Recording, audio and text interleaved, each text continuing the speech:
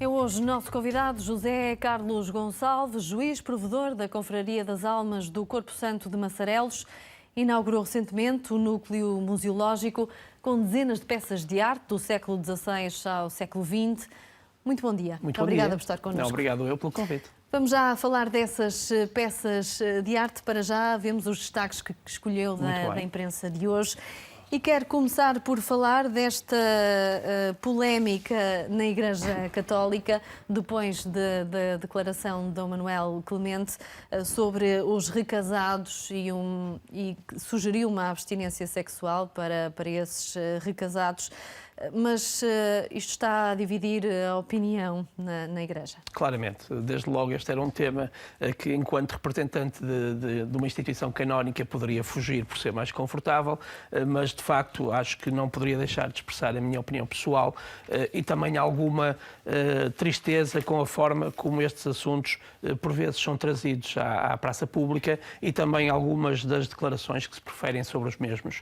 Eu acho que obrigar as pessoas recasadas a uma vida de abstinência é algo que não faz nenhum sentido. Eu acho que nós não devemos de censurar, não devemos de colocar à parte aquelas pessoas cujo primeiro casamento não funcionou, mas que mesmo assim não perdem a sua fé, continuam a ser católicos e que pretendem manter a sua ligação à Igreja. Por isso eu acho que numa onda progressista, até inspirada naqueles que são os ensinamentos do Papa Francisco, que teremos que evoluir nesse sentido. Acho que não faz sentido nenhum. O JN, que foi o jornal que escolhi para falar sobre este assunto, fala no caso de uma senhora que casou com uma pessoa que era divorciada e que durante 30 anos, acabou por casar depois, ao fim de 30 anos, quando o primeiro casamento do marido foi anulado, acabou por não comungar, por não poder exercer o catolicismo, que era algo, que era uma educação que tinha, uma vivência que ela pretendia manter. Por isso, acho que temos de ter muito cuidado. É óbvio que é um tema que está a dividir, é óbvio que é um tema fraturante, mas na minha ótica terá que ser cada vez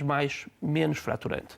Porque, de facto, não faz sentido nenhum que as pessoas continuem num casamento ou que apostem numa relação que, por simplesmente, não está a funcionar. As pessoas têm direito à sua felicidade, têm direito a procurar a sua felicidade. Não quero com isto também dizer que, à primeira dificuldade, um casamento tenha que se tornar num divórcio. Eu acho que as pessoas têm que fazer um esforço, até porque a vida a dois é sempre um momento complicado e obriga algum empenho de ambas as partes, mas se de facto as coisas não dão, têm todo o direito de evoluir para outra relação e não podem, obviamente, ser postas de parte por isso.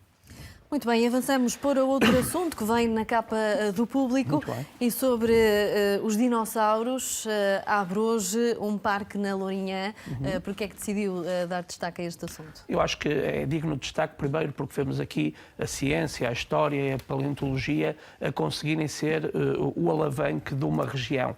Este parque, de facto, acaba por ser uma iniciativa ambiciosa, mas também completamente empreendedora, porque através de vestígios arqueológicos portugueses, através de espécies também que existiam no nosso país há milhares de milhões de anos, conseguirá agora chamar pessoas. Há uma expectativa de 200 mil pessoas esperadas por ano neste Dinoparque, que acabará por também trazer gente à região, acabará por alavancar o próprio comércio, o próprio turismo, e que isso acaba por ser importante. Acho que é uma notícia pela positiva de conseguirmos aproveitar aquilo que de bom temos para poder rentabilizar e pôr ao serviço da população. Por fim, quero falar do Europeu de Futsal, isto porque Portugal está na final e vai jogar contra o país vizinho, contra a Espanha. Portanto, temos aqui, mais uma vez, um feito no Europeu de Futsal. Temos, curiosamente, a exemplo do que aconteceu com a equipa A de futebol de 11, Portugal também é a segunda final que chega num europeu no seu historial. Eu tive uma grande ligação ao futsal durante 10 anos, é um desporto que eu acarinho muito e que de facto vejo aqui com muito orgulho que conseguiu ontem, perante uma demonstração de querer, de raça e de força, dar a volta a uma enorme Rússia e conseguir chegar com todo o mérito a esta final. Claro que é uma final sempre difícil, a Espanha é uma das grandes potências do futsal mundial, mas com certeza que pessoalmente acredito que poderemos ter aqui uma reedição do feito de 2016 do futebol de 11, que é ter o futsal campeão europeu. Muito bem, vamos então ao assunto que o traz cá. O núcleo museológico foi inaugurado recentemente.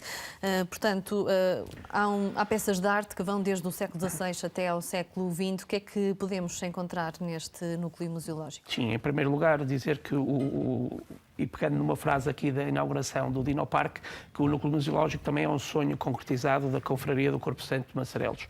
Nos últimos anos temos apostado muito na conservação e restauro do nosso património, mas internamente isso levava-nos a alguma discussão e também a algum debate sobre se não fazer sentido nenhum apostar nessa conservação e no restauro se depois as peças não pudessem ser contempladas e apreciadas pelo público em geral. Daí nasceu a ideia do núcleo museológico. Nesse núcleo museológico estarão expostas 7 dezenas de peças de arte sacra da Confraria e da Igreja do Corpo Santo de Massarelos. Algumas delas dignas de destaque. Nós temos o véu do manto real de Dona Maria I, que foi oferecido em 1790 à imagem de Nossa Senhora da Conceição da Igreja do Corpo Santo de Massarelos. O registro e os arquivos históricos da Confraria até dizem que a acompanhar o manto veio um cortejo com aias e com animação pelo percurso. Essa peça poderá agora ser contemplada, é uma peça magnífica, com mais de 5 metros de comprimento e que de facto valerá a pena ver. Depois temos peças também marcantes, como uma custódia singular, porque ela acabou por ser construída à base no século XVI e depois, no século XV e depois no século XVI, já no estilo manuelino, acabou a parte de cima da custódia, acabou por ser uma peça muito, também ela singular. Um presépio que temos da Escola Machado de Castro, telas de retábulo, alguns livros também muito importantes, algumas peças de ourivesaria, por isso acho que é um espaço que vale a pena visitar. E o público tem curiosidade por este tipo de peças? Tem, acredito que sim. Nós também, para além das peças, temos em exposição. Há um espaço totalmente dedicado à história da confraria, uma confraria com mais de 620 anos de existência, desde 20 de dezembro de 1394 até aos dias de hoje. Também são lá relatados os principais feitos históricos da confraria, a começar pelo facto de ter tido como primeiro juiz provedor honorário o infante Dom Henrique, e depois alguns factos marcantes da nossa história até aos dias de hoje. O público, de facto, tem-se mostrado muito interessado em visitar este núcleo, juntando assim as duas componentes, a componente histórica do próprio historial da confraria, mas também a questão patrimonial e da arte sacra das peças ali expostas. E haverá também uma visita guiada inicial, aliás, foi feita pelo professor Joel Cleto, certo, que é um historiador reconhecido.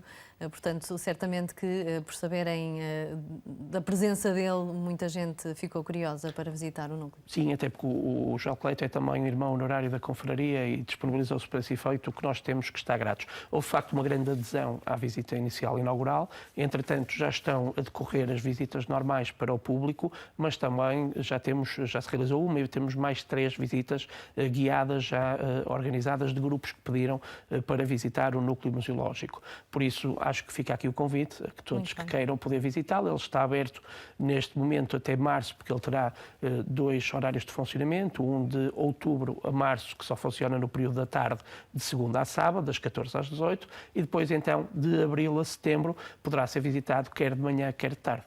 Uma oportunidade para conhecer a nossa história. Muito obrigada por ter estado connosco. Obrigado eu mais uma vez. Um bom dia. Muito obrigado.